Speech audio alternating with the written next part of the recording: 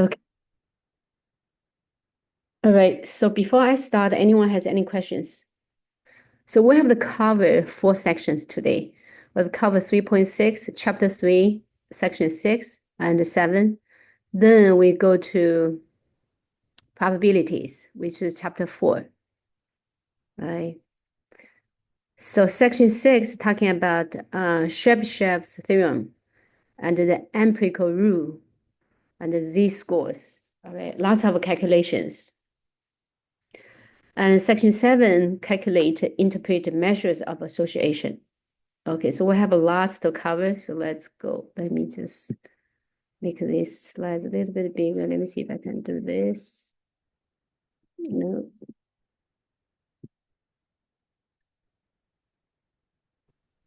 Okay. So we go to section 6. We skip section 5, not on the syllabus.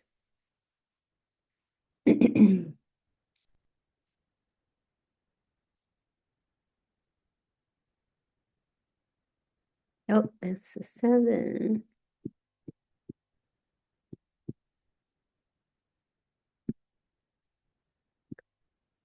Okay, section 6. So let's first learn Chebyshev's theorem. Chebyshev is a mathematician. All right, so he finds something, he find a fact. So we use it as a tool, so we call it theorem. So the theorem says for any variable, remember we have 2 types of variable for statistical study. We have qualitative variable, we have quantitative variable. You see, for any variable, right, the proportion of observations that, anyone has any question? Okay. Did we're losing? I know. Sorry? Get it past this one little. Please mute. But I feel like I'm gonna die. Let me mute someone speaking. Okay. All right. So for any variable, the proportion of observations, remember it can be measurements as well, that lie within k standard deviations from the mean is at least 1 minus 1 over k squared, which means the sum constant, right? So k within k standard deviation. So k is a number greater than 1. K is some constant. So this theorem is not too important for us. So we just, that's it. So let's understand the standard deviation we learned the last time, but we didn't really see the picture of it. So 3.4, we didn't really see how we use different standard deviation, right? So we will come back to this theorem. So let's look at this picture. So this is called a bell curve or the bell shape or normal distribution. So let me write somewhere. So this very famous on the text, this very famous picture has a couple of names. Bell curve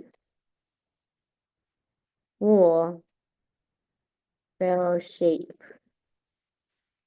And its real name is called the normal distribution. So it's one type of probability distribution, the normal distribution. Okay, that is his true name, the normal distribution. So it's a bell shape, right? Because it looks like a bell. So what do we have? We have a horizontal axis. You see on the bottom, we have a horizontal axis. So on this axis, we will mark with numbers. We will mark with numbers. And then we have this one, we see this line cuts the bell shape into half, right? So this line represents the mean value, so X bar, which is a arithmetic mean, or could be sample mean, could be population mean, depends on the data set. S represents standard deviation. In this case, S is for sample, right? Because for visible population, we use mu to represent, right? So it's a sample mean. So we have X bar minus S, then X bar minus 2S, then X bar minus 3S, right? To the left. Then to the right, we have the mean plus 1 standard deviation, one mean plus 2 standard deviation, one mean plus 3 standard deviation. So I could use drawing. So this one sits right in the middle. So you know what else I need? Let me grab my writing pad. Right, it's better than, okay. When I need it, I'll grab it. So mean sits in the middle. This is the average value of the data set. So to the right, we keep adding standard deviation, 2 standard deviation, 3 standard deviation. So what do we call? We call from here, from this one to this one, we call within 1 standard deviation. That's what is talked about in the Chebyshev theorem. So we see, so this is within, so the data within 1 standard deviation. So I'm going to use SD to represent standard deviation. Remember last class we talked about how to calculate, right, standard deviation. So this is within 1 standard deviation. So something called the empirical rule. The empirical rule, okay, is a theorem. It's a theorem. The theorem name is called the empirical rule. Empirical rule. All right. So this rule is saying for this normal distribution, okay, very important. For this normal distribution, the 68% of the data within 1 standard deviation. Okay, so that's what this says. So 68%. So within 1 standard deviation, 68% of data. So 68% of the data falls within this 1 standard deviation. Okay.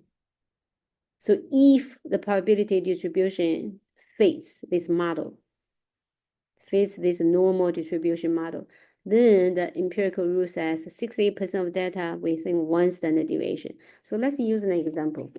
Let's see if we have, let's do an example. Let's see if the mean value, I won't be able to do X bar, so I'm just write down mean. If the mean value is, let's say 18, then we found a standard deviation. Let's say S standard deviation equals to 2. I'm going to use easy numbers to illustrate this point. All right. Then we will see the X bar will be, so I need to grab my writing pad. It's too difficult to write on the pad.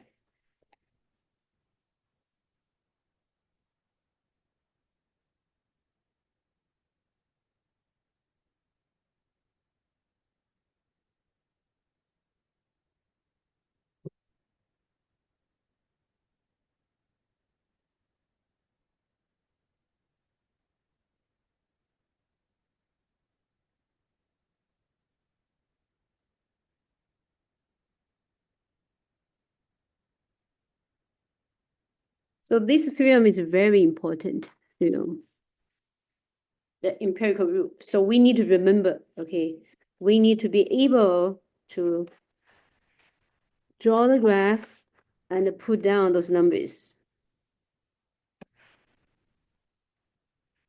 So the empirical rule we use for statistical study, we use all the time.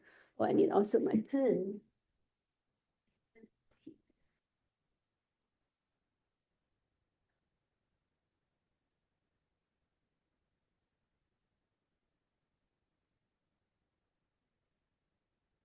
All right, so let's see, let's change this number. So now, oh, can I write on it? Yes, I should be able to, but I need to change this to my pen. Setting. Okay. So imagine this X bar just 18, right? Then the standard deviation is 2. So this number will be 16 because 18 minus 2. Then 2 times 2 is 4. So 18 minus 4, this number will be 12. Then this number will be 3 times 2, 6, right? Oh, hold on a second. This should be 14. This will be 12. Okay. So then to the upper end, to the right, I have 18 plus 2, I have 20. Plus 2 times 2 plus 4, I have 22. Then I have 24, right? So we think one standard deviation, that means the data set from 16 up to 20, right? So this is saying in the data set, the mean is 18, and the standard deviation and the phase normal distribution, we have many different kinds of probability distributions. Then the data set has 68% of the data in between 60 and 20. Right, so this is 68%. Then keep going. So we think 2 standard deviation from 14 up to 22. That's 95%. So I'm also going to write it here. It's also on the bottom, right? That's about 95%, which says in the data set, the data values, 95% of the data values are from 14 up to 22. Then from 12 to 24, almost 100%. It's a 99.5%. 99.5%. So we take as almost 100%. So that's the power of this bell curve, right? And the empirical rule. So try to make sense of this shape and try to remember this empirical rule. It's a very powerful rule to use. We use all the time. Anyone has any question?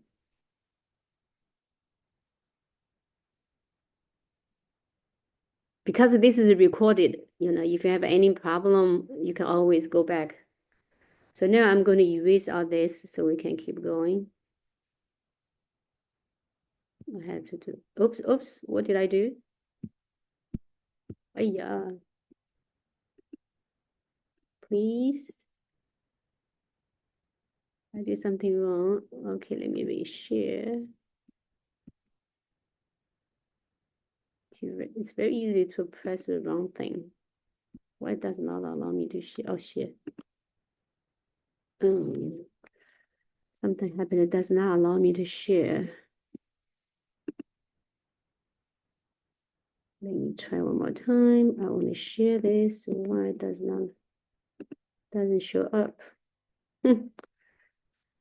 What's happening? Oh, I have to stop share that one is. Okay. I know what happens. All right, now let's go back.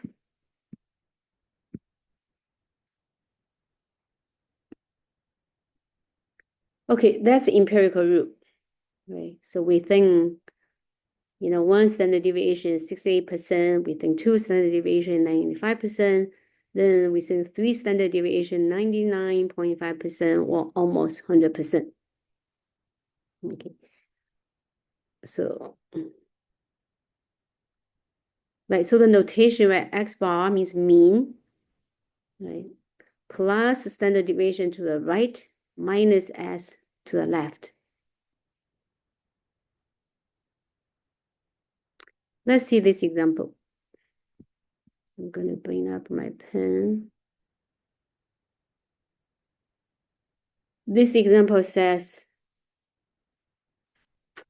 a large lecture class with 280 students with a mean score 74. Okay, so that means X bar equals to 74. A standard deviation of 8. Standard deviation of 8. Assume the distribution is symmetric and bell-shaped. Okay, bell-shaped is very symmetric.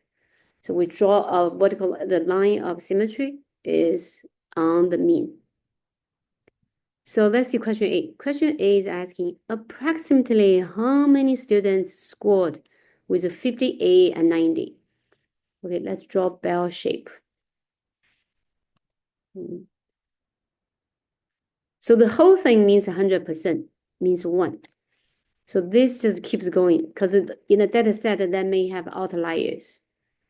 But the whole area in between this curve and this horizontal line means 100%. Because the probability, the whole thing is 100%.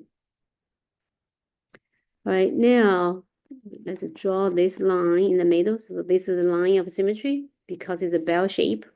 So who sits right here in the middle is the mean value, 74. Now, because we know standard deviation is A, so we think 1 standard deviation. Let's draw another line. We think 2 standard deviation. We think 3 standard deviation. Same thing to the right. 1 standard deviation, 2 standard deviation, 3 standard deviation. So this is actually a little bit off. Let me see if I can erase this. This is not good proportion. Yeah. Okay.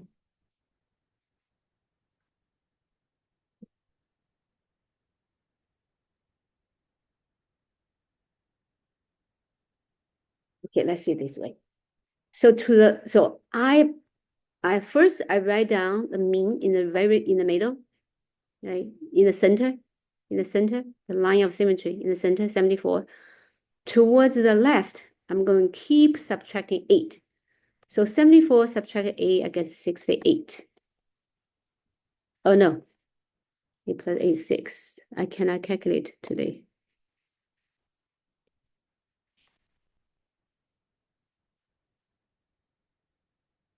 Okay, 74 minus 8. 66, right?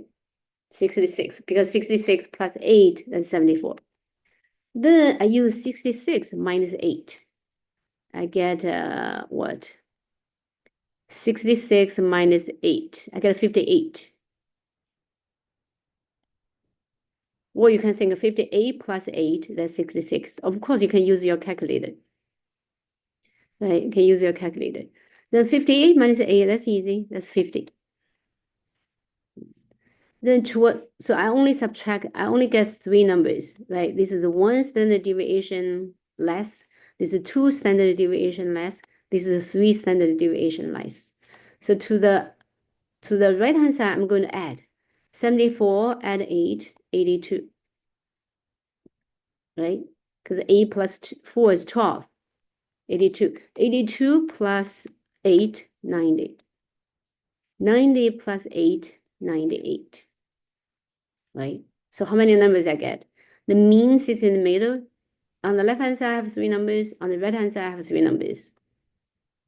All right. So now the question is asking, approximately how many students scored within 58 and 90? I'm looking for 58 right here and the 90 right here. So I see it's within 2 standard deviation, right? And the empirical rule tells me that's about 95%. So that's it. That's the answer. Right. About 95% scored 58 to 90. About 95% of the students get a score in between 58 to 90. Anyone has any question? I have a question. So they say how many students. So do we have to, find how many would be 95% of the 280? Oh, good job. Perfect. Perfect. Right. Perfect. This is not right answer. So we know about 95% of the students. So how many students? We have 280 students in total. We multiply by 280. Thank you so much. So then we use a calculator, right? Let me use my calculator. Because I won't be able to do this in my head anymore.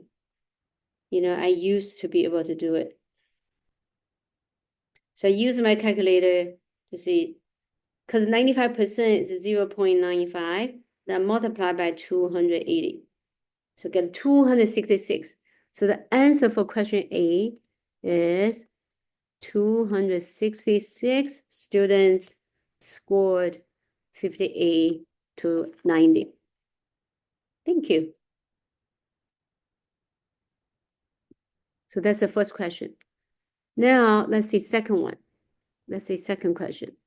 So B is asking how many, also asking how many students scored more than 90. So that means this, more than 90. So students scored 90 above. So we need to find the percentage of this. How do we find the percentage of this? Let's change our color. Let's change it to be green. Right? So one way we can find this one. Because we know the whole thing is 100%. Once we find this, and also, or we could use this. There are many ways of doing this. So let's just do one way. There are many ways of doing this. Let's just do one way. Let's see. I could find this. So I know this. Empirical rule tells me this is a 95%. Right? Then that means this is 2.5%. Right? Because this side and the other side should add up to be, because the whole thing is 100%. 100% minus 95%, the rest is 5%. And because of symmetry, because the bell shape is totally symmetric, so that means this side is 2.5%, the other side is 2.5%. Right? And that's it. So 2.5%, I use 2.5% multiplied by 280. So how many students? So 0. I use my calculator. I get 0.025 times 280. 7 students. So the answer for the second one is 7 students. 7 students scored 90 and above. Or above, or more than 90, above 90. We don't really care exactly, if we counted 90 for now. Right? Because 90 sits in the middle, right? You see 90 marks this bar is right in the middle. Can we count the 90 to the 2.5%, or should we count the 90 to the lower, percent? At this moment, we don't mind that. We don't care about that. Okay, anyone has any question?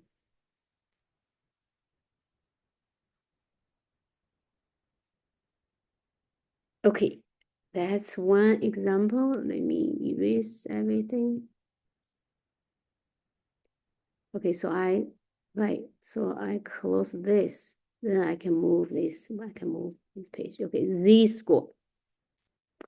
All right, Z-score is just a term. Statistical study class or course has many, many terms. So Z-score has this formula. Z-score is a number. Right? It's just a name. The name is called Z-score. So how do we compute? We see this X represents it's a variable. Represents a variable. Imagine we have a data set. 1, 3, 5, 11. Just give an example, anything, right? So X represents 1, X represents 3, X represents 5, X represents 11, X represents 13. So X bar is a mean. X bar, well, let's find the X bar. So I'm going to add 1, 2, 3, 2, 5, 2, 11, 2, 13, then 33 divided by 5, okay, divided by 5. So then the mean is 66, 6.6. Then maybe I calculate the standard deviation. Well, there's too much trouble for me to calculate. I don't want to calculate, right? So I calculated, remember how to calculate the standard deviation? We need to subtract So basically, it's a square root of this divided by, let's say this is my population, or my population, right? I have 5 of them divided by 5. And the numerator is add up the difference of squares for each one. X represents each one, -6, -6, then I square them. I do 1 minus 6.6, that's square the number. I do 3 minus 6.6, that's square the number. I do 5 minus 6.6, square the number. For 11, for 13, the same thing. Then I add up all the squares. And then divided by, depends on this is sample or this is population. If it's population, we divide by 5. If it's sample, we divide by 5 minus 1. Then that's called a variance. Square root, we get standard deviation. So in here, say each data value subtract mean divided by the standard deviation. So what does this do? This does a beautiful picture for us. So what does this do? Remember our bell shape. It's like this, right? Once we use this formula, we convert each value, each data value into a different values. Though the beauty is we're able to convert the mean to be 0, right? To be 0. Then we could use 1 standard deviation is 1, 2 standard deviation is 2, 3 standard deviation on the right as 3, and toward the left, we can use a -1, -2, and -3. Okay, that is the beauty of using z-scores. Then, how do we find the probability of each one? We have a list. Because we convert this into a standard one, right? So we're standardizing the values, because this mean for each data set, the mean can be all different numbers, right? The variance, the standard deviation can be all different numbers. But through this calculation, through this z-score, we're able to convert any data set to fit into this picture. All right, so this is we think 1 standard deviation, we know it's a 68%. We think 2 standard deviation, that's 95%, so on and so forth. So that's the beauty why we want to use this score. Then, because we want to find a probability. In the end, is to find a probability. Probability, probability, not this one, not only from -1 to 1, right? What if we want to find the scores, previous example, for students score 50 to 60, right? 60 to 70. So we won't be able to use the empirical rule anymore. But because we're standardizing this, we can use a table. So we calculate everything beforehand. We use z-score table values to find the probability for any number. For any number to any number. Okay, that's the beauty of this. Anyone has any question?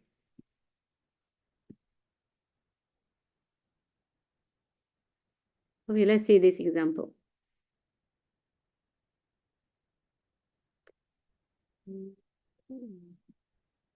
Okay. So this example is saying the mean and standard deviation calculated already. The mean is 74. The standard deviation is 8.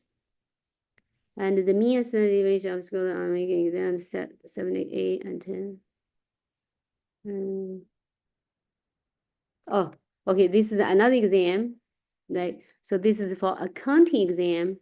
This is for marketing exam. So we have 2 sets, right? We have 1 set with the mean value to be 74, standard deviation to be 8. We have another set, I'm going to change my color. We have another set, the mean value is 78, and the standard deviation is 10. So let's find a z-score for student who score 90. So now we're given an x value, a data value, to be 90. Okay, let's do that. Let's do that. So let's do that for first one. So let's use green color to compute. So z-score, we use z to represent. Right? I like to write this like a bar in between of the z. Otherwise, it looks like a 2. Right? Otherwise, it looks like a 2. So I write z like this. Because this looks like a 2. So I put it like this to tell people this is z, not 2. So z equals to a fraction. And in the numerator is the x value, the data value 90, minus the mean 74, then divided by the standard deviation 8.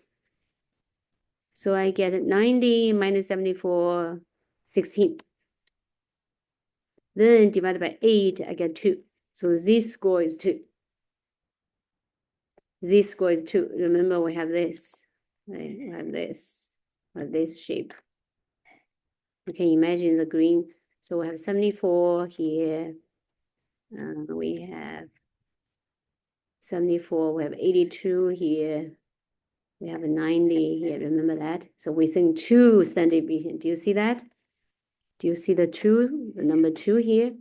So if we convert this into the standardized, so this will be 0, this will be 1, this will be 2. Right? So you see 2 appears.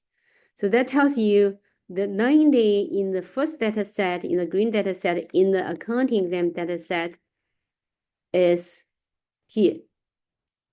Right? It's here. It's very high above in the class. Now let's the second one. Let's use blue color. The second one, z-score equals to, well, standard deviation is 10, and the value is 90. The mean is 78.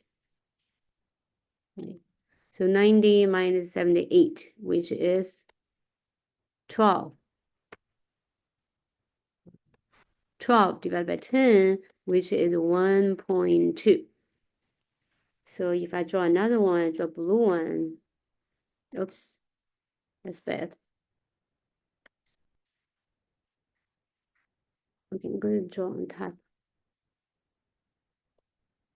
Let's draw blue one here.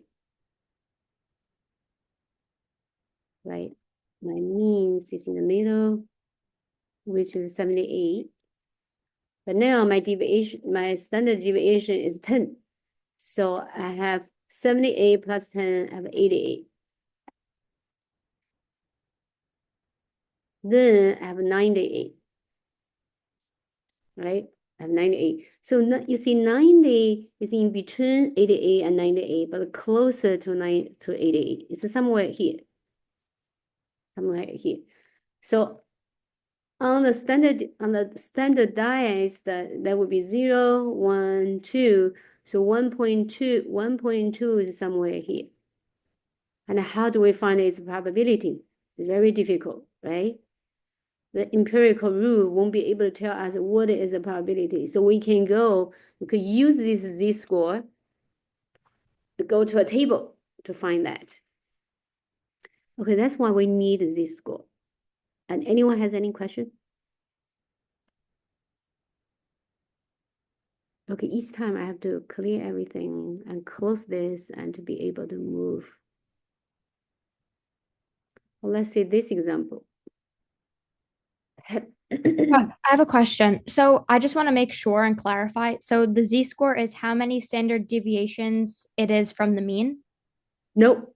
No? Z-score is converting any data set into the value from, okay, let's go back. Yeah, it's not easy to. Okay, let's use the data set of 74, right? Remember 74? Let's use 78, deviation 10. So let's say we have a set of data. X bar is 78. Standard deviation is 10. So we would have 78, 88, 98, 98, right? Then toward this side, we would have 68, 58.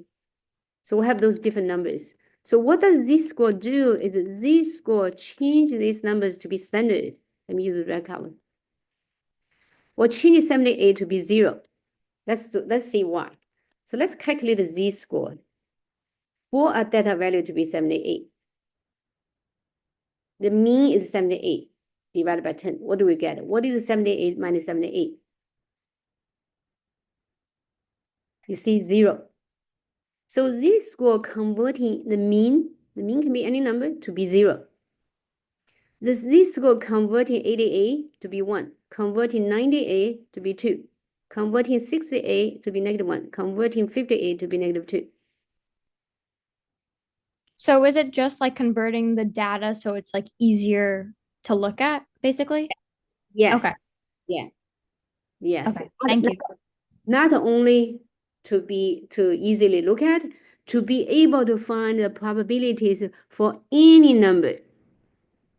For any number. So right now we're using empirical rule to be able to tell, between 68 and 88, between 78 to 88. What if the question is asking, how many students score between 50 to 70? 50 is somewhere here. How can we tell? We won't be able to tell, right? So what we do is we convert this data value into z-score, and we have a z-score table later. We use a machine, we already calculated that. So we would convert those numbers into z-scores. Then we go to the table to check the percentage. Remember, this whole thing is 100%. Right, we would check the percentage. What is the percentage from here to here? Then we multiply by how many students in total to tell how many students scored from 50 to 70. Okay, that's a lot. Does it make sense? Yeah, I understand it now. Thank you. You're welcome. Any other questions? Questions are golden nuggets. Questions are the key to knowledge.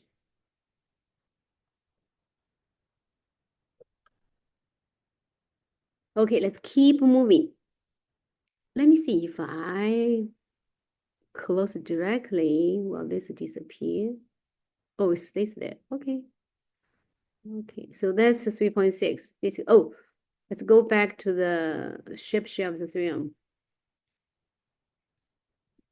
So now we understand that within standard deviations, we can talk about Shapeshift's, right? So Shapeshift's theorem says for any variable, the proportion of observations, basically the data values, that lie within k standard deviation, right? Within k standard deviation. So now we know within 1 standard deviation, within 2 standard deviation, within 3 standard deviation, right? And then for mean, it's at least 1 minus 1 over k squared. So sometimes we can apply this theorem. Okay, k is any number greater than 1. Because if it's 1, 1 over 1, 1 squared is 1. 1 divided by 1 will be 1. Then 1 minus 1 is 0, right? Doesn't make much sense. So we want k to be bigger. Could be 1.1, 1.01, so on and so forth. So the 1, 2, 3 standard deviation, just the good numbers, remember. But in between 0 and 1, there are many numbers, right? The 0.1, 0.3, the infinite many numbers. All right, so I have to use pen to delete all this. Yes, okay.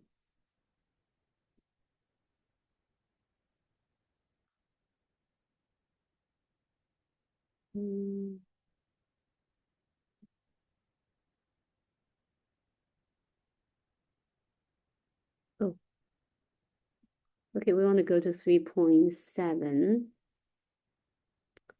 Measure of association. So let's recall. So in chapter 2, we learned the scatter plot to visually assess whether two variables had a certain type of relationship, right? Remember so we could have this kind of scatter plot. Let's see, the data, falls somewhere like this. So we would see this linear relationship. Why? Because we can draw the line of best fit. So the data, all the data values are very close to this line of best fit. So there's a linear relationship. Then we may have another kind. The data looks like this. The data set, if we draw the data, it may look like this, like a parabola, right? So this is called a non-linear. It could be any kinds. It could be exponential, it could be exponential type, it could be, functions, like talking about mathematical functions or models. Just not linear. Can be any of that, but just not linear. So non-linear relationship. Another one is the data set is all over. All over. We won't be able to find a model, mathematical model, to describe it. It's all over, right? So we see there's no relationship. Okay, so we have these three kinds. So now we focus on this linear relationship, right? So two variables qualify the direction and strength of the linear relationship, right? So we use X and Y to represent the two variables. And this measures not be appropriate when the underlying relationship between variables is non-linear. Okay, it's only focus on linear relationship, the first one. All right, so even we know these three, but now we don't want to consider these guys. So lots of models face into linear relationship.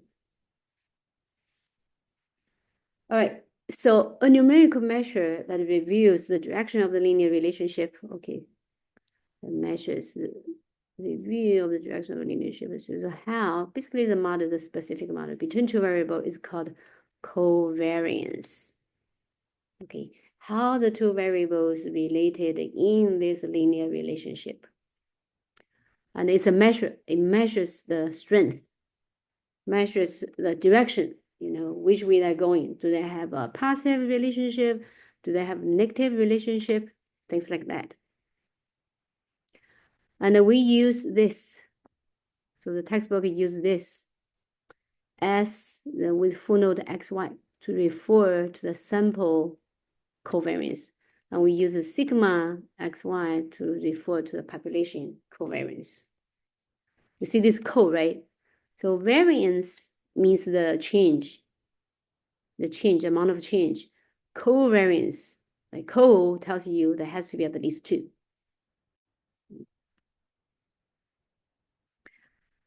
Okay, so covariance measures the association of linear relationship between two variables. So it shows the direction of the relationship. Let's see if we have this data set, right? We have two variables, right? You can imagine the first variable could be a weight or could be a height of a person, and the second variable a weight of a person, of that same person, has to be the same person. Right? This is the first person's height and weight, second person's height and weight, so on and so forth. Then the sample covariance is computed as this. So if those data sets draw from a sample, not from the total population. So if we study a small community, sometimes we're able to collect all information from the population. Then we will calculate, regards to the population. But most of the time, we have to draw samples from population because it's too costly to draw a sample from everyone. Okay, if it's for samples, so we do the denominator n-1. You see the similarity, right? So we divide by n-1. Then what's in the numerator?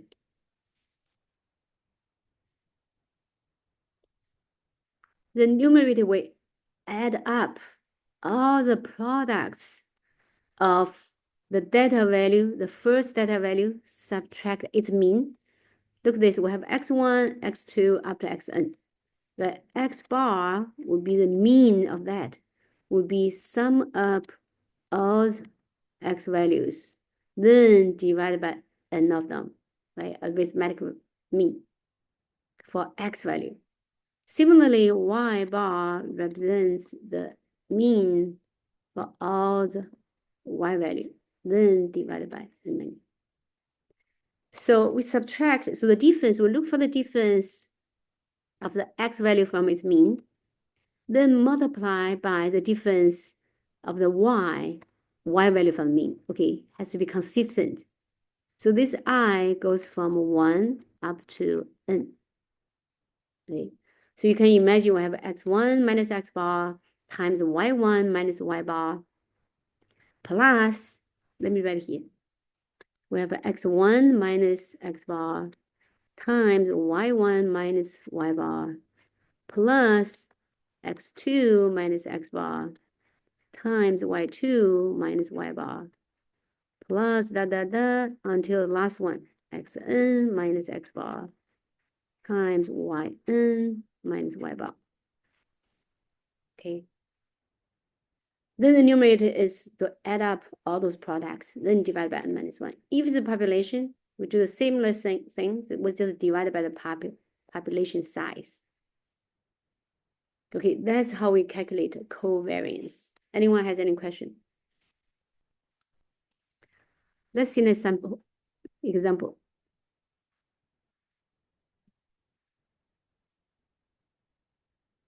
Do we get an example? Yes. Oh, this is saying use Excel, find the covariance. Okay, so remember this data set. I think it's the growth value data set, right? You see, this is the calculation. The first value is negative 5.5 minus its mean, then multiply by y. This y value is the value. So we have a growth, we have value. So value, the first value is negative 8.59 minus its mean, negative 12.055. Then add up all those products. We have 36 of them, 36 minus 1. So in the end, the covariance is 285.605.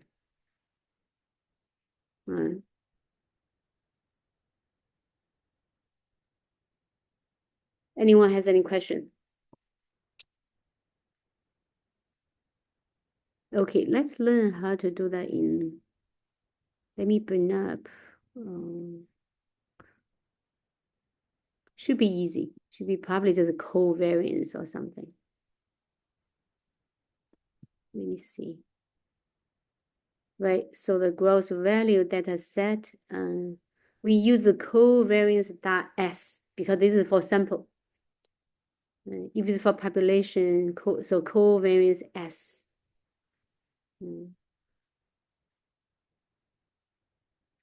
Okay, anyone has any question? Do you remember that data set, growth value? B2 to B37. So it's very similar. So enter equal sign, type in covariance dot S, then from B2 to B37, then we calculate, then comma C2 to C37. Should I do that? Anyone wants me to should I do that? Because if I do that, I have to go to the data list. If you are okay with that, I'm going to skip this. All right, I'm going to skip this, okay, because that's easy, right? Okay, so the picture is this. We see this data. So we could probably draw the line of best fit here, right? To see, okay, I could see a possible linear relationship here. So the covariance, you see this number is a huge number, 285.6. All right, let's go back to another one. So this is called a correlation coefficient. That's a term.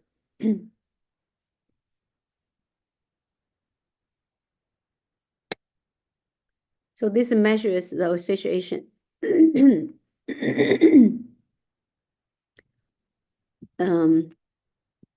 So covariance. So variance means difference, right? It means a change.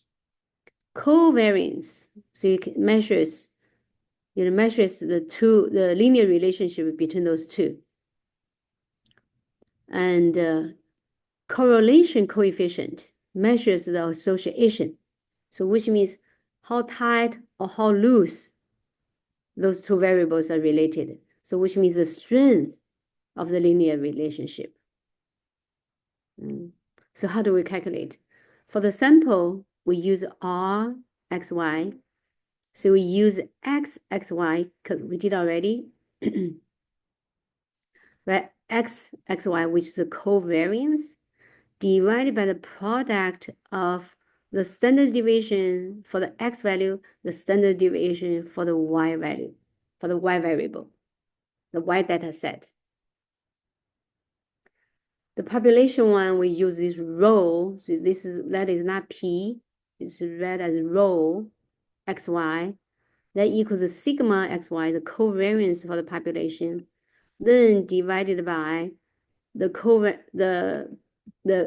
standard deviation, the covariance. So the top one is covariance, sigma XY. The bottom one is the standard deviation for the X variable multiplied by the standard deviation for the Y variable. So let's use this for the example. Okay. We already have the covariance calculated as 285.605. So remember, we have calculated the standard deviation for the growth, which is 23.799. And also standard deviation for the value, which is 17 point this. So we multiply those two, this is in the denominator. So we divide, we get a 6.667. All right, if we use Excel, so let's see. Oh, this is use so covariance. Oh, so that says correlation function. Okay, so use this. So put an equal sign, correl, C-O-R-R-E-L. Then type in this B2 up to B37, comma, C2 up to C37. Okay, anyone has any question?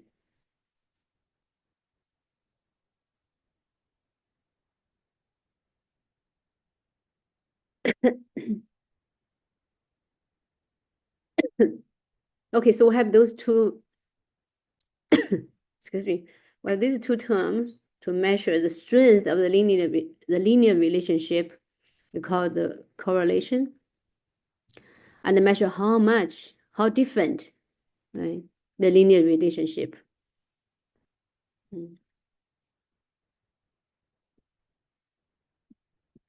Okay, that's section. So now let's go to chapter 4.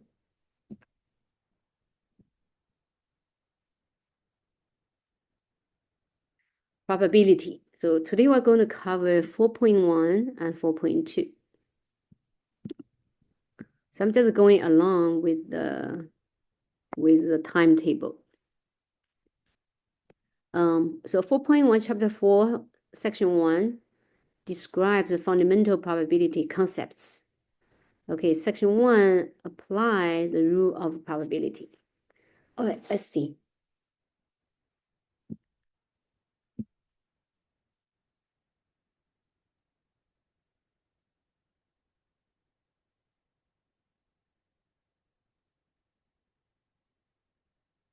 So let's see how probability is defined. A probability is a numerical value. The first is a value. It's a value in between 0 and 1. Measures the likelihood that an event happens. Event can be anything. Event can be, oh, tomorrow is going to rain or tomorrow is going to be sunny. That could be an event.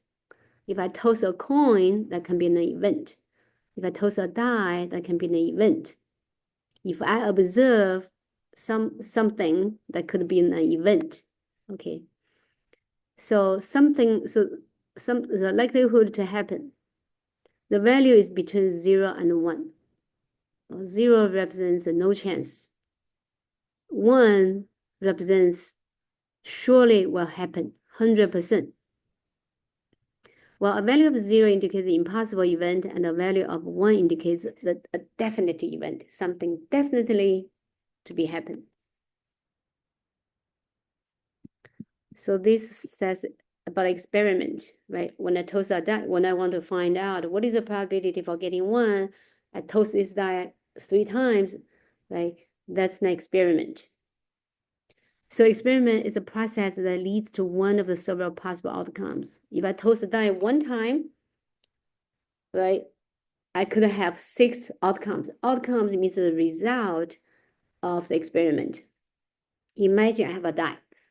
A die has 6 values, has 6 face values, right? Usually marked from 1 to 6.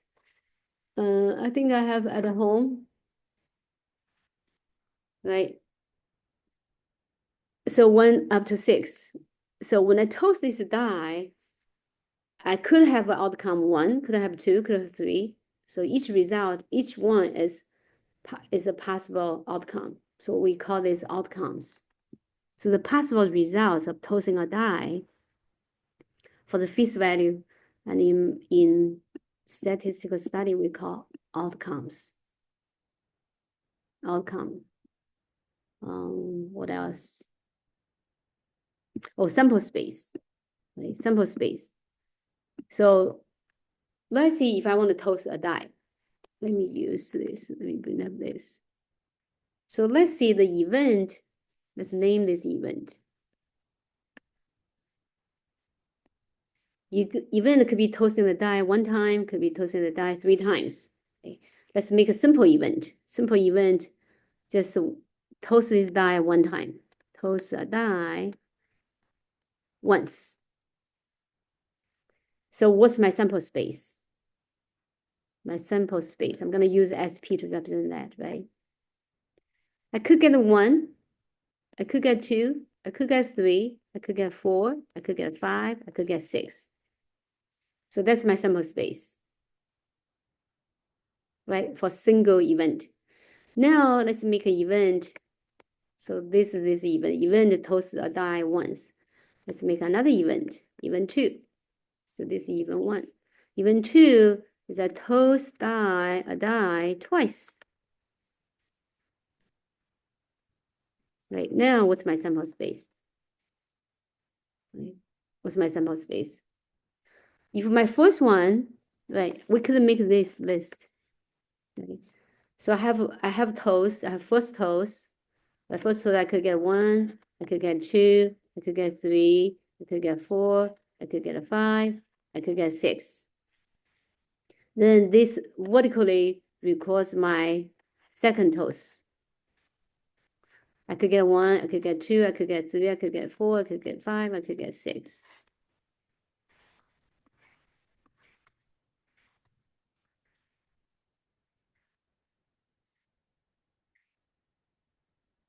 Or I can make a tree diagram, right? So first toast is 1. So this the first toast. Second toast. So the possible outcome could be 1, 1, right? First one is 1, second one is 1. Could be 1, could be 2, 1. I can write 2, 1, 1, 2, right? Could be 2, 1, because I call this first toast, right? Could be 2, 1, could be 3, 1, could be 4, 1, could be 5, 1, could be 6, 1, da, da, da, da, da, da, da. So how many in my sample space? I have 1, 1, 2, 1, da, da, da, da, da, da, da. I have 6 outcomes here, I have 6 outcomes here, so my sample space should be 36. Right, 36, so all this. So this one would be 1, 4, 2, 4, 3, 4, so on and so forth.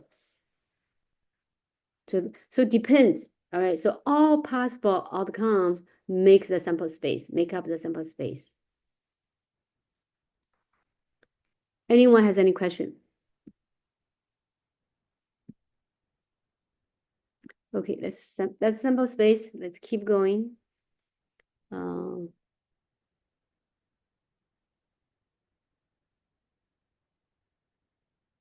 Okay, this is just giving an example of, right? So let's see, there's a snowboarder competing in the Winter Olympic Games is trying to assess her probability of earning a medal in her event, the ladies half pipe. Construct the appropriate sample space.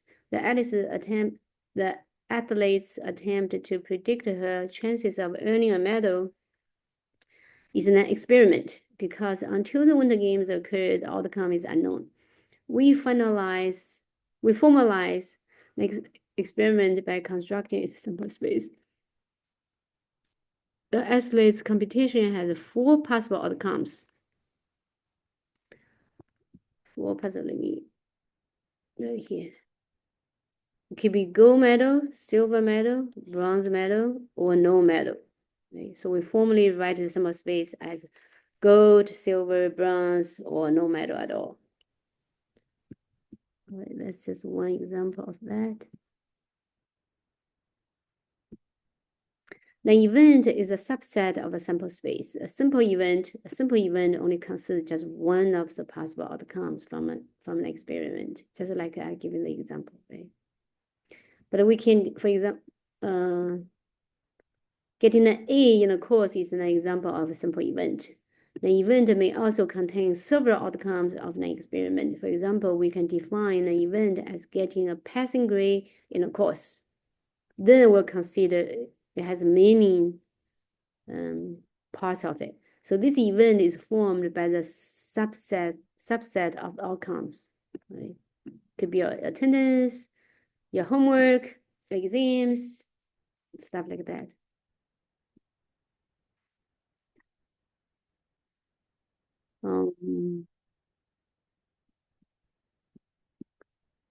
So events, where one event represents earning a medal and the other denotes failing to earn a medal, so those events are called exhaustive because they include all outcomes in the sample space. In the earlier grade distribution example, the events of getting grade A and B are not exhaustive events because they do not include many feasible grades in the sample space. However, the events pass or fail is defined as pass or fail are exhaustive. Just a term, all right? So mutually exclusive events means those two events do not have intersections, do not have co-occurrence. They don't happen at the same time. Hopefully later we have a formal definition of this. Okay, let's see this. The experiment is a process that leads to one of several possible outcomes. A sample space denotes S of an experiment contains all possible outcomes of an experiment. An event is any subset of the outcomes of the experiment. I don't really like this definition, but anyway, it's called a simple event if it contains one single outcome. Events are exhaustive if all possible outcomes of an experiment belongs to events. Events are mutually exclusive are important. Mutually exclusive if those two events share no common outcomes, no intersection. Union of two events. So you see these two, A and B, are not mutually exclusive because they share the middle one. Let's see. Right. So we do see the intersection. So this is the intersection. And we use this notation. We say A intersect B. All right. That's intersection. And A union B. A union B is this, is all this.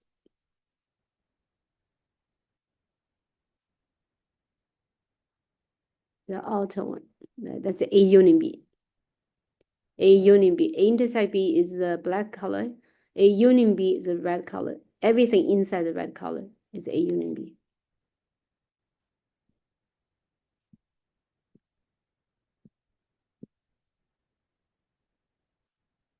And this is called a Venn diagram.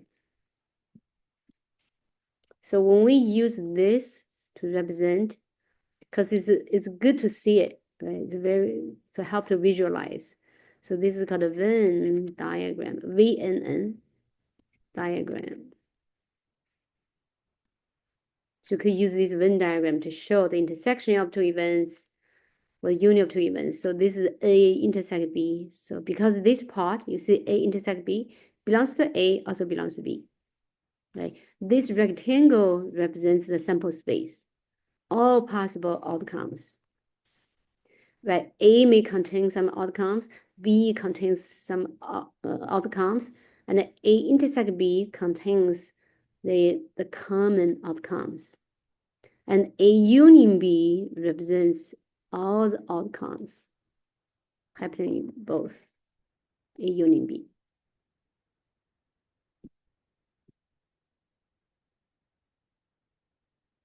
Complement, right? So the whole thing is a sample space. The whole thing is a sample space. So including A, including this. So A complement. So we read as A with exponent C. Some other textbook use A apostrophe, right? So this textbook use A raised by C, A complement. What does it mean? That means the outcomes not happen in A. So if we're making example, let's say I toss a die, I have 1, 2, 3, 4, 5, 6 possible outcomes. But A may contain the possible outcomes 1 and 2. What's A complement? A complement will be the rest. 3, 4, 5, 6. All right. And the A union A complement, always the sample space. Right? Because the A complement means the outcome not in A. Right? So A union A complement, always the whole sample space. And A intersect A complement, nothing. Empty set, not 0. Does not equal to 0. Because 0 will be an element. So we use this notation. We write it as a circle or as O with slash through. Right? So which means they do not intersect. The intersect is empty. Nothing in the intersection. So, right, so in this case, you see A is here, A complement is the rest. This is 1, 2, this is 3, 4, 5, 6, nothing in common. So that's A complement.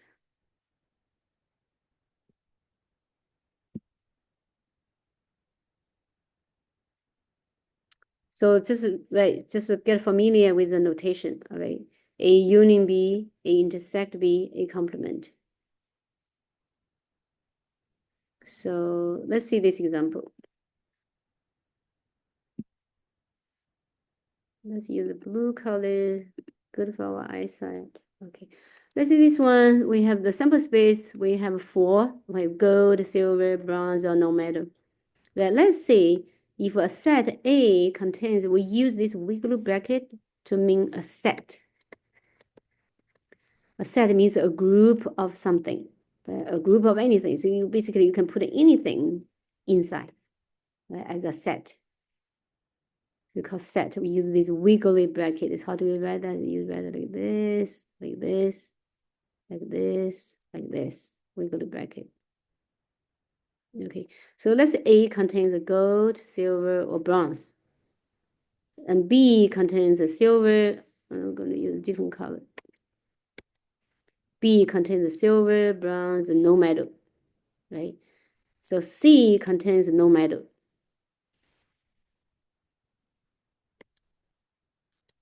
So let's find A union B. So A union B. So what do? I make a wiggly bracket. First, I'm going to write everything in A. So A has gold, has silver, has bronze, right? Everything in A, I'm writing down. Now I go to B. B has silver, but silver is already here. I don't have to write it. Bronze is already here too. No metal, right? I don't have, so I just add no metal. That's A union B. B union C. So I'm going to write down everything in B, which is silver, bronze, no metal. Now I check C. C has no metal. Well, I already have a no metal here. So that's B union C. Actually, B union C, just B, because C is a subset of B. So this means a subset. It's like U, right? You have U, you turn U 90 degree. So C is a subset of B. Then A intersect B. So A intersect B. So I go to A, I say A has gold, I check B. B doesn't have gold, so this not. And I check silver, silver in A, or silver also in B. So silver is in the intersection. Then one more to check, bronze. Bronze in A, bronze in B. Okay, bingo, right? So these two in both, so that's in A intersection. And A intersects C. A has gold, C doesn't. A has silver, C doesn't. A has bronze, C doesn't. C has no metal, A doesn't. So empty set. You could use empty set to just put on this wiggly bracket, or you use this notation. Okay, nothing in the wiggly bracket, that's empty set. Same thing, either one. You can use either one. Okay, lastly, B complement. So B complement means you can think as a sample space minus B, all right? Minus B, which means the elements in the sample space, but not in B, but not in B. So so sample space have gold. Is gold in B? No, so that's in here. Have silver. Is silver in B? Yes, silver is in B. Is bronze in B? Yes, bronze in B. Is no metal in B? Yes, no metal is in B. So the B complement just contains gold. Right? Just gold, not in B, but in the sample space. Anyone has any question? I have a question. Yes. So I know that some people use the apostrophe instead of the C for B complement. Yeah. Are we allowed to use either one, or do we only have to use Either C? one. Either Okay. one. So you know what? For this textbook, let's keep with the C. Okay. Okay. Any other questions? Okay, let's keep moving.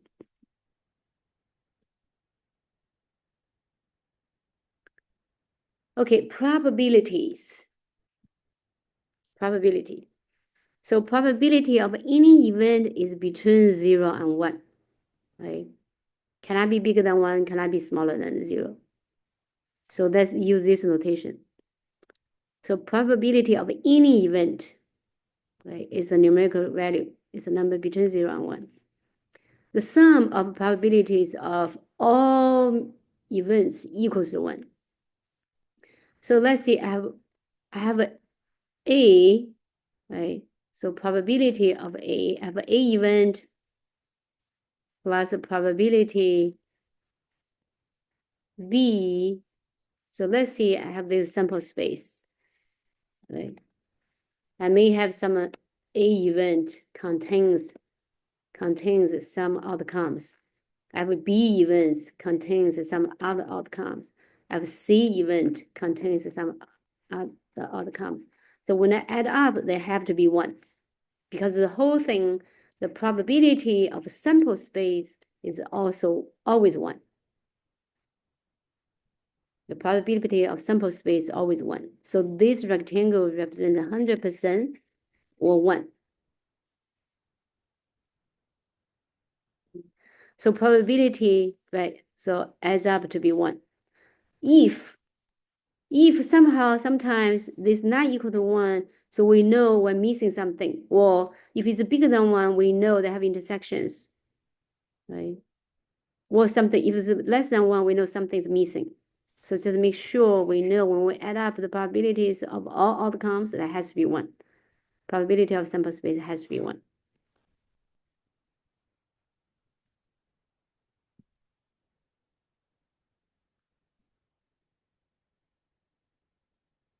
Let's see in this case, let's see this example, right? So let's see probability for getting a gold medal is 0.1, which is 10%. Probability of getting silver, 15%, or 0.15. Getting bronze, 20% or 0.2. No metal is the rest, right? So let's add up those. When we add up those, we get a 45%. Right? No metal, of course, 55%. That adds up to be 100%, which is 1. Or add up the decimal values, that to be 1.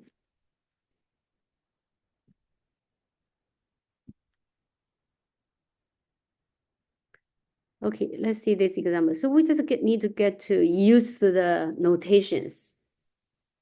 You get it to the notations. Let's see this notation. Remember in the Venn diagram, right? We started with a Venn diagram. We say, okay, I have a B event. I have a C event. Let's see, B and C. B union C, A intersect C. I have A event. A intersect C. Table 4.2, calculate probability. Okay, let's see B. Let's see, this is a C event. Then I have A event. Not sure if those three takes all the sample space, though the rectangle represents the sample space. So each one is a set, right? So probability of B union C. So I need to find probability. I need to find B union C first. So B union C. Oh, okay, let's use that. So B actually, okay. So B union C, B has a silver, bronze. Okay, we have to go back. We have to go back. Let's, okay, I'll be right back. I need to go to the bathroom. I'll be right back.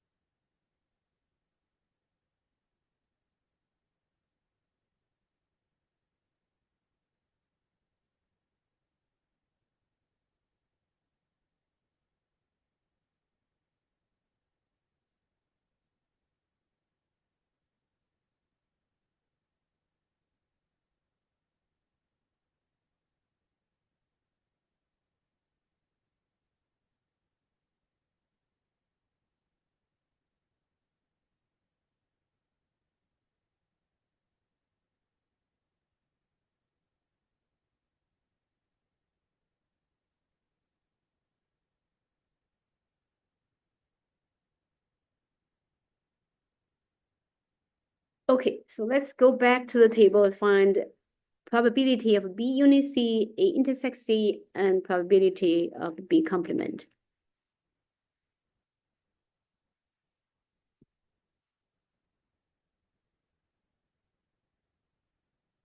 Okay. So now we want to find, let's find the probability of all this.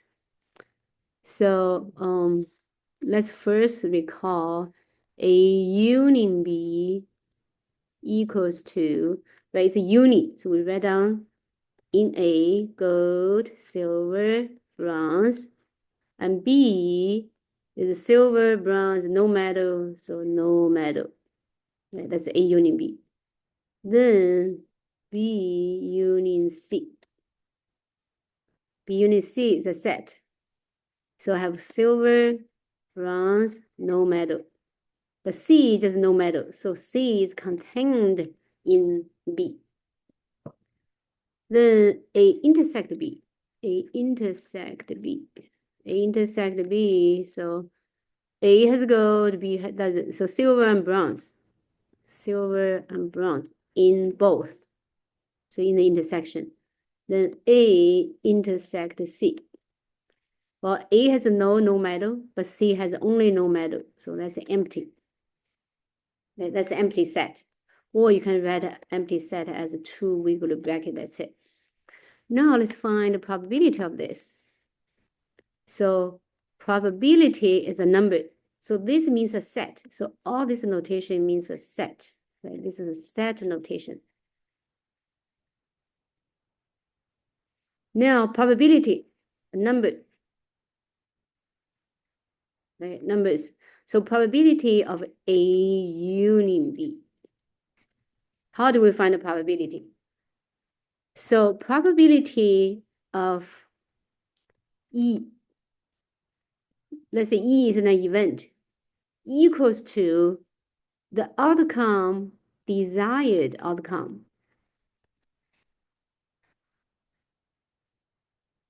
Desired outcome, I'll explain that. Divided by sample space, right? Divided by the cardinal number of desired outcome divided by the cardinal number of sample space. Okay, in this case, what's the sample space? So what is the cardinal number of S? It's 4, because 1, 2, 3, 4. Okay, cardinal number. So the probability of an event equals the desired outcome divided by the cardinal number of sample space. So in our case, sample space is the cardinal number of sample space is 4. Well, what's the cardinal number of A union B? 1, 2, 3, 4, everything.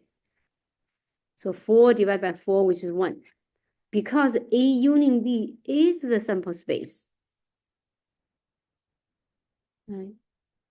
Is the sample space. So that's how we shift from sets to talking about probability. When we talk about probability, we're talking about the cardinal number. Let me write down this word. The cardinal number. When I have time, probably I'm going to make my own textbook. Cardinal number of a set. Cardinal number of a set, which means how many members, how many elements in the set. Cardinal number is a number. So the cardinal number of the sample space is 4. Cardinal number of A union B is 4. Cardinal number of B union C is 3. Cardinal number of A union C is 0. So cardinal number of A intersect C is 0. Now it's 0, you see? But we cannot write A intersect C to be 0. That would be mistake. That would be mistake, okay? Because 0 is an element. But the cardinal number of A intersect C is 0. Now cardinal number of A intersect B is 2. All right, so now let's find the probability of B union C. Right? We know the sample space, cardinal number of sample space is 4, which is divided by 4. So B intersect C will have 3 members, 3 over 4, or 0.75. Right? So now probability of A intersect B. The cardinal number of A intersect B is 2. So that's just half, or 0.5. And probability of A intersect C, because it's an empty set. Right? Because the empty set is 0. So cardinal number is 0. 0 divided by 4, of course, is 0. Okay, any questions?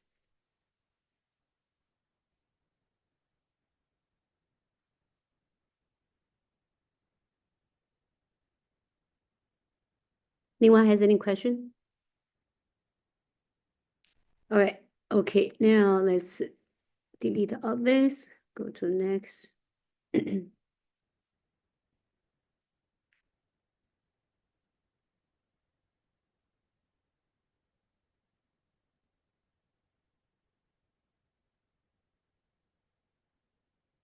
Okay. So remember in the empirical rule, we have 68% within 1 standard deviation, 95% within 2 standard deviation, about 100% within 3 standard deviation, if there's no outliers. So now let's see this example. So this table is a frequency table, right? We have the number less than 40, 40 up to 50. So this is class intervals, remember that? Class intervals. So how many classes? 1, 2, 3, 4, 5, 6, 7. 7 classes here. So the frequency is saying that 13 less than 40, 24 in between 40 up to 50, 67 between 50 and 60, so on and so forth. Now we need to make a total, right? Add up all these numbers.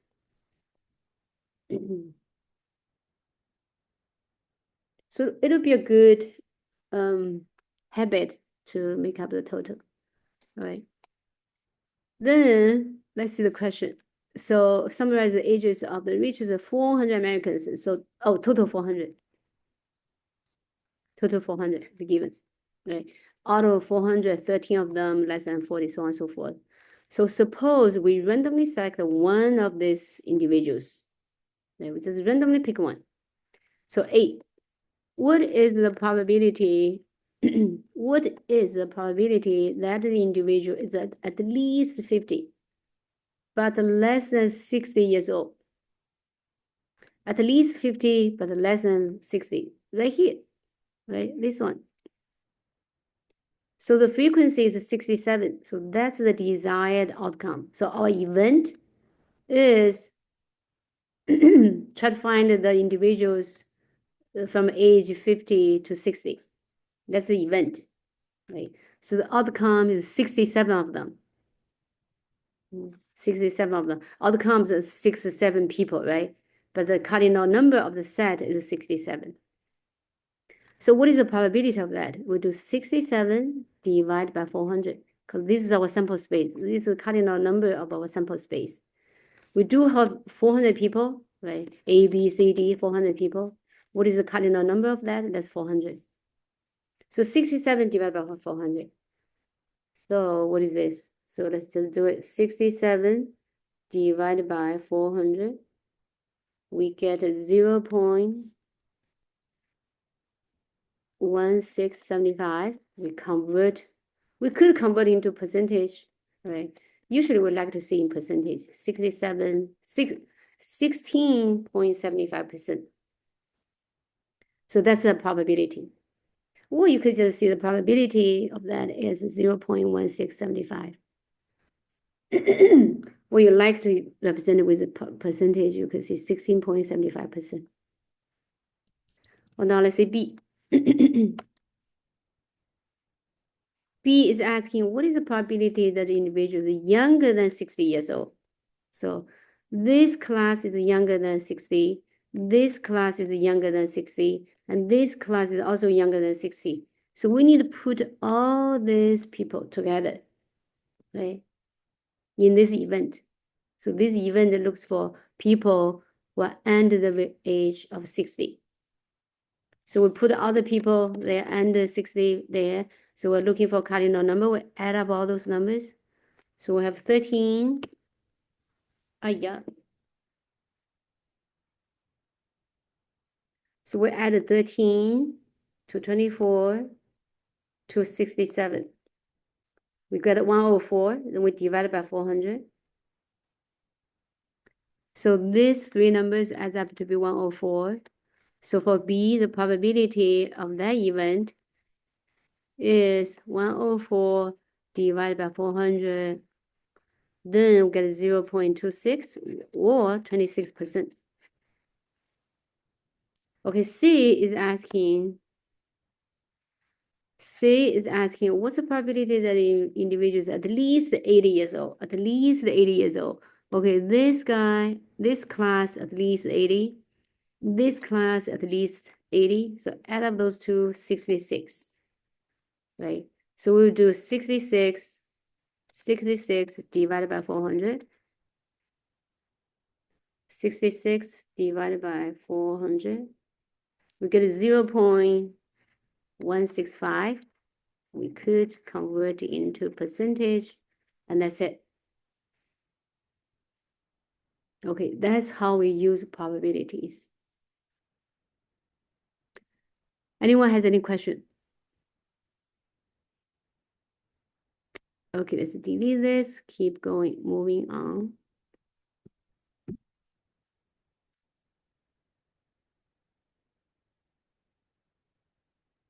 Oh, okay. So this one, so this is a good habit to have. This thing, I'm just name all those events. Okay, I name the first class event A, second class event B, so on and so forth. And so on and so forth. Then when I try to find the people's age from 50 to 60, let's just find the probability of event C. So use this notation. Then when I want to find a younger than 60 years old, well, there's a union B, union C. I want to find the probability of that. And then if I want to find, at least 80, that's this one. There's F, even F, uni, even G. Yeah, I like this.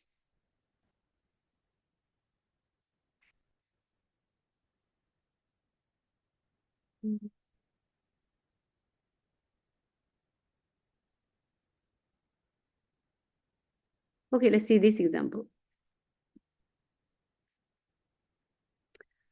This example is saying, suppose we're rolling a six-sided die, and the sample space is 1, 2, 3, 4, 5, 6. It's just rolling once. Just rolling one time. So the sample space is just this, 5 possible outcomes. So A is asking, what is the probability that we roll a 2? So roll a 2, there's only 1, 2 here, right? Only 1, 2. So just only, so the event, let's call row a 2. So maybe we call the event to be row a 2. That's the event. Then what's the probability of the event? It's a cardinal number of this event. That's only 1, 2, right? So that's 1. And how many, so what is the cardinal number of S, sample space? 6. So it's 1 out of 6. So B, what is the probability we roll a 2 or 5? So now the event is 2 or 5. Or you can name each one like event. This is A, this is B, this is C, this is D, this is E, this is F, right? So then we could call this first one probability of 8. That's 1 out of 6. Now 2 we call B, right? 2, event B, outcome B, and the 5 we call outcome E. So we want to find out B union E. Well, this is 2 out of 6. Simplifies the 1 out of 3.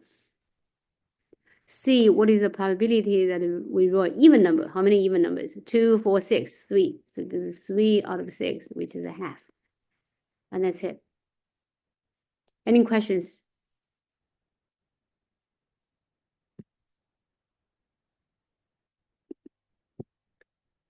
All right, that's that. Yeah, usually we have different types of probabilities. There's something called a subjective probability, empirical probability, classical probability. All right, not a big deal. But by the law of large number, which is a theorem, and we can unify all different probabilities and just use theoretical probability, right? Like the calculations. Okay, so section 2 in chapter 4 is rules of probabilities.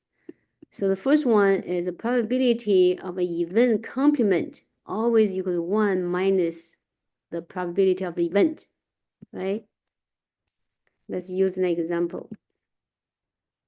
If we're talking about a roll a die, sample space 1, 2, 3, 4, 5, and 6, right? The event is roll a die, roll 1, right? And the cardinal number will be 1. So probability of this event is 1 out of 6. Well, probability of E complement, what's E complement? E complement is not row 1. Row 2, 3, 4, 5, 6, right? Not 1. How many not 1? 5. 5 out of 6. Well, probability of E 1 over 6 plus probability of E complement is 6 over 6, 1. Because it takes all sample space. Probability of sample space is 1. So that's the first rule.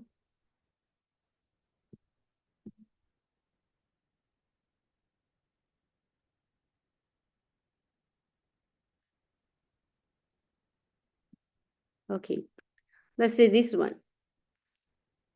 Let's still use the same example. I have 1, 2, 3, 4, 5, 6. Right. Now I name my event A, row 1 or 3. Right. B is the event row 2, 3, 4. All right. So now let's find a union B. A union B, I would have the numbers, so 1 or 3, right? 1, so put down A, 1, 3. Then B gives me 2, 3, 4. Since 3 is already here, I do not have to write twice. So that's my A union B. Okay. So now, if I talk about the probability, so what's my probability? Probability of A union B would be 4 out of 6, 2 over 3. Well, now let's find the probability of A. Probability of A is 1 out of 3, 2 of them. 2 out of 6, which is 1 out of 3. Probability of B is, I have 3 members, so there's 3 out of 6, which is 1/2. Right? So probability of A, let's put in here. So probability of A union B is 2/3. Probability of A is 1/3. Probability of B is 1/2. So if I do 1/3 plus 1/2, I multiply by 2 over 2, I multiply 3 over 3, I get 5 over 6. So these two adds up to be 5 over 6, not 2 over 3. So what happens? Because this 2 has an intersection, right? Because this 3 is in B, is also in A. So we have, when we added it twice. So we have to subtract once. So what's in the intersection? So what's A intersect B? It is a 3, right? 3 in both. So the cardinal number of this is 1. So probability of A intersect B is the cardinal number of A intersect B, which is 1, divided by sample space. Cardinal number of the sample space is 1 out of 6. So that's why we need to subtract 1 out of 6. 5 over 6 minus 1 over 6 is 4 over 6, simplified to be 2 over 3. So that's the second properties of probability. So probability of A union B equals to the probability of A plus probability of B minus subtract probability of the elements in both. Because it was in here, right? In the A intersect being here, A intersect being here. So we added it twice. That's why we have subtract once. So if A intersect B is empty, nothing in it. So probability of intersect B will be 0. In that case, if the probability of intersection of two events is 0, that's called mutually exclusive, which the textbook mentioned too earlier. So anyone has any questions? Okay, let me delete this. Let me find mutually exclusive. Conditional probability, unconditional probability. Okay, I would like you to add a notes here to say if probability of A union B equals to probability of A plus probability of B, and we call A and B are mutually exclusive.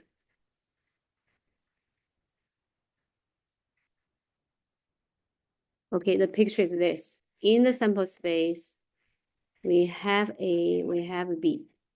There's no intersection. No intersection.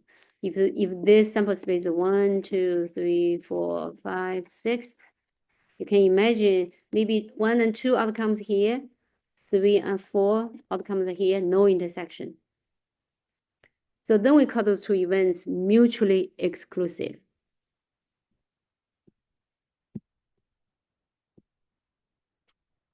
Right. It would be a perfect spot to add this here. Okay, conditional probability.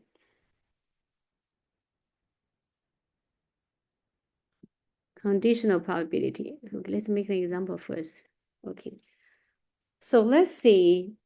Now my event is roll a die twice. 2 times. Right. If I roll a die 2 times, remember my sample space has 36 of them. Right, maybe 1, 1, maybe 1, 2, maybe 1, 3. It means the first die roll 1, second die roll 1, first die roll 1, second one die roll 2, first die 1, second die 3, so on and so forth. The total, the cardinal number of S is 36 of them. Right, but if I roll die, so I roll die twice. So now, so if I roll the die once, the first event I call A, right? Just roll a die, right? First time, so first roll, I should say. Let's see, first row. Okay, B is my second row.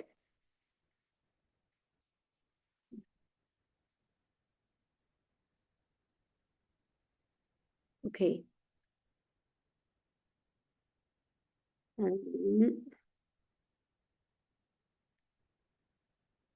So A is my first row. So what is my desired outcome? So I could see row 1 or 2. Right. My second row, my desired outcome would be row 1 or 3. This is maybe too complicated, right? So basically, my second one depends on the first one, right? My second one depends on the first one. So let me erase all this.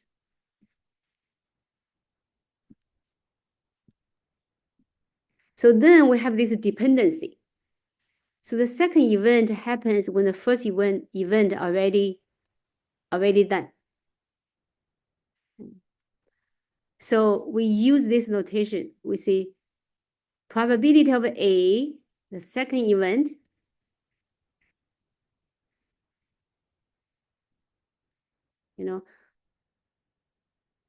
depends on the B, the first event. So this one is already happened, right?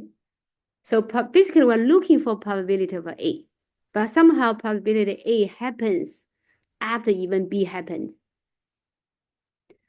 So that would be equal to probability of A and B. A and B divided by probability of B. Okay, so you need to try to familiarize with this formula. So this is called a conditional probability. Or you can rewrite this one as probability of A and B equals to probability of A, this bar, B,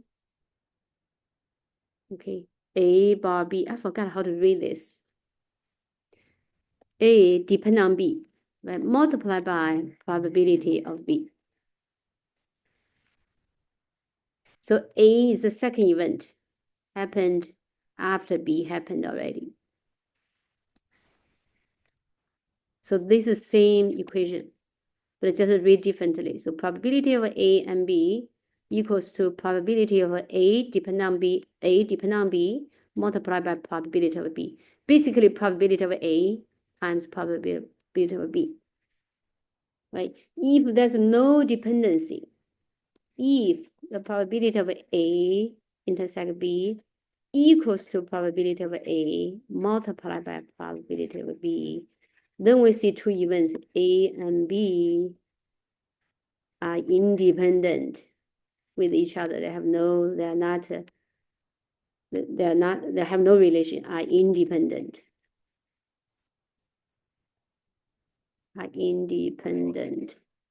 Right? Are independent. If that's the case. So if the dependency, that means the probability of A intersect B equals the probability of A depend on B multiplied by probability of B. Okay, that's this formula. Let's see an example to make sense of this.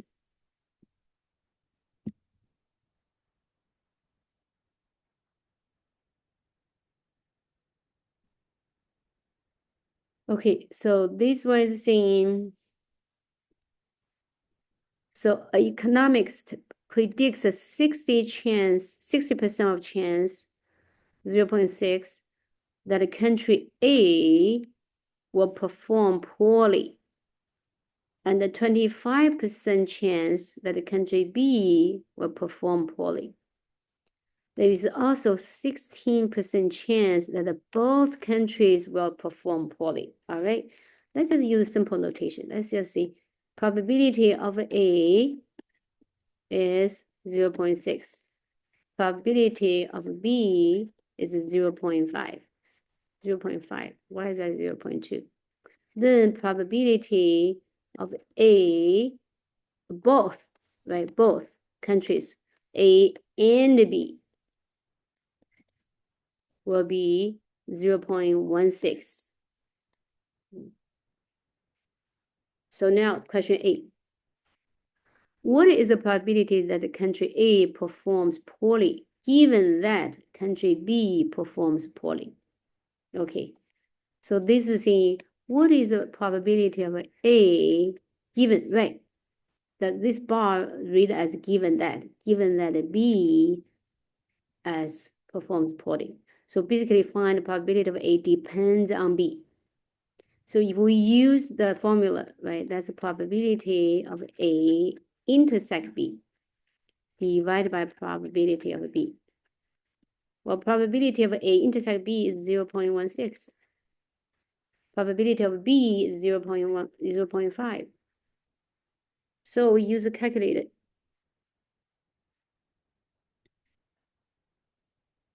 So 0.16 divided by 0.5, 0.32. I think it's 0.25. Oh, 0.25? Oh, you are right. You are right. You are right.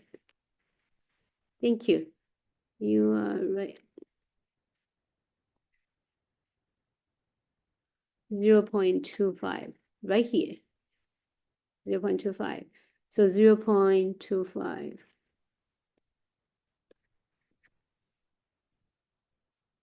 It's kind of weird teaching at home after the COVID. So 0.16 divided by 0.25. Thank you. 0.25 equals to 0.64. That's it. Okay, let's see the second question. What is the probability that the country B performs poorly given that country A performs? So now the country B depends on A. So that would equal to probability of also B intersect A, same as the probability of A intersect B, divided by probability of A. So that equals to 0.16 divided by probability of A is 0.6, which gives us 0.16 divided by 0.6, which is 0.27. I rounded up. It's 666. Rounded up 0.27. So now C interpreted your findings. All right. So before we do C, let's do one more. let's add one question saying, are A and B are independent? Are A and B independent? No. Right? Those two events are not independent because that's intersection. There's a chance for both countries perform poorly. All right, so let's read, how do we interpret this findings? So this is saying that globalization has definitely made these countries vulnerable to the economical woes of the other country, right? Because one country, didn't do well, it affects the other country didn't do well.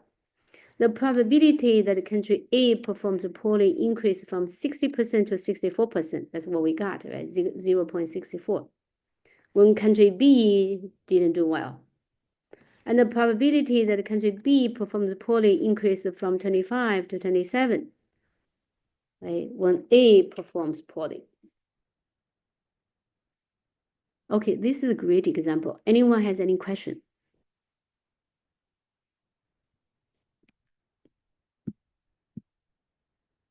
Okay, now let's see something called the multiplication rule. So the joint probability. So basically rewrite that one, right? Rewrite this one. I already read for you. Remember before we have the formula probability of A dependent on B, given that B happened already. The probability of A intersect B divided by probability B. So if we rewrite, you can rewrite this way. So probability of A intersect B equals to probability of A given B multiplied by probability of B.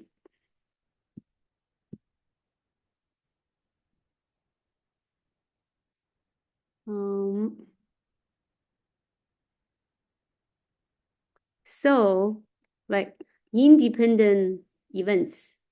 So that's this one. So if the probability of A intersect B equals to probability of A times probability of B, basically saying probability of A given B equals to probability of A, which means B event has nothing to do, has no effect on A. So then we see two events are independent of each other. So it's different from mutually exclusive, right? Mutually exclusive means if we add up the two probabilities of events, they equals the probability of the union. So independence says the multiple product, the product of the probability of two events equals to the probability of the intersection. Make sure to make these distinctions of those two concepts because it could be confusing. Yeah. I just want you to go a little bit up. Yes.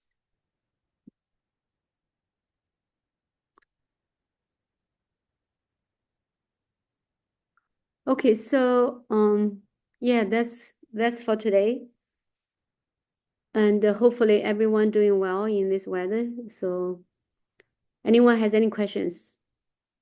So we did a lot today, so make sure you go over again, go over the examples, write down the list of the terms, get familiar with those terms. Anyone has any question? Oh, we did it over time, actually. Oh, not over time. We still have 7 minutes. If no questions, let's just, call it. All right. I do have a question. Yes. Next week on the day we meet, are we gonna do a review for exam 1? Oh, that's a good question. Let's go to, let me share my timetable. So that's a good question. So if you have this question, sometimes you're not able to ask me, you can always go to the timetable. But let's go there together. Oh, hold on. Let me share my screen with you. So always consult with the timetable. Right, so you go to the content, you click on timetable, You click on the file. The file tells you today's February 6th. I follow this exactly, right? Cover this. So now, next Tuesday, we should do review, right, which is February 11th. Then February 13th, we're going to have the exam one. All right, so make sure, so what you can do it now for this weekend, go to the content, you see sample exam one. Click on sample exam one. I would suggest you to print this out, carry with you to study it. Any question? I have a question. Yes, Are you gonna post a recording of this class and classes? I'm going to. Oh, okay, thank you. You're welcome. Thank you for answering my question. Of course. Thank you for asking questions. All right, go over this. So try the ones you think you can do it. Mark a question mark, with a number. Then we can go over the ones we are struggling with. Okay? I Okay. have a question. Yes, please. So on the timetable, it says that we're gonna go over 4.3 and 4.5. Are we doing that next week, like when we review as well, or no? Let's go to the timetable. Timetable. Okay, you see, this is saying February 11. We're going to review exam one. And the No, I know that. I'm just saying, just Ah. because we didn't do 4.3 and 4.5 today, and aren't they gonna be on the exam? Oh, for that one, you can take a look of the example one, sample exam, to see if it's on there, to see if there's similar questions, because I don't know. This is made by someone else. Let's see.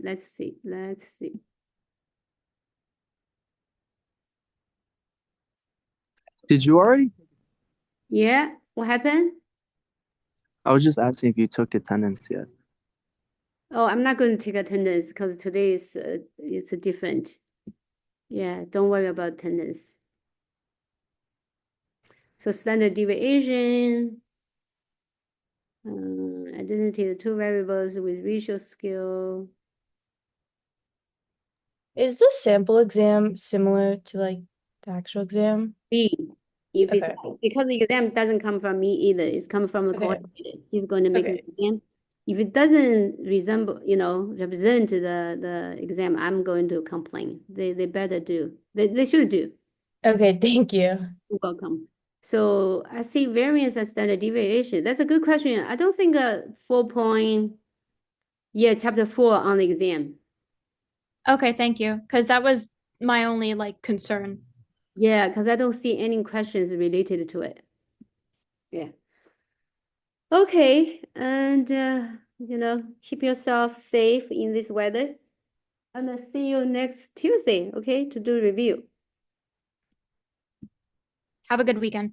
You too. Have a good Thank weekend. you. Thank Have you. a good weekend. Yes. Thank you. Welcome. Have a good weekend. You too. Professor, can I ask you a question? Of course. Go ahead. I sent you an email yesterday. I was just wondering, I don't know if you remember, but it was about the attendance. Hold on a second. Oh, Kenneth? Yes. Okay, you know what? Those guys, they have the fix. Right now, it only pops for 2025 summer. I could make a change easily. But the problem is Okay. they have to give me the bar to click on it. Somehow they're Mhm. working on this. Not to worry, my bad. It's okay. I'm just making It's sure I your don't have to homework. fill anything out or anything. Yeah, I feel ashamed. I see your homework. I was like, oh. No, it's okay. It's happened to me last semester with my sign language teacher as well. So I just wanted to Oh, clear up any confusion that there was. so sorry. It's okay. Thank you so much. Thank you. I have a question about the Yeah. homework. Yeah.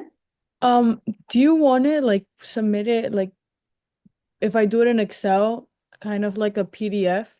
Yes, convert into PDF, but because I do not know, I don't think that they accept the Excel file. I don't know. If they do, go ahead. If they do not, convert to PDF. Oh, okay. Okay. Okay. I just wanted to make sure. Thank you. You're welcome. Have a good weekend. You too.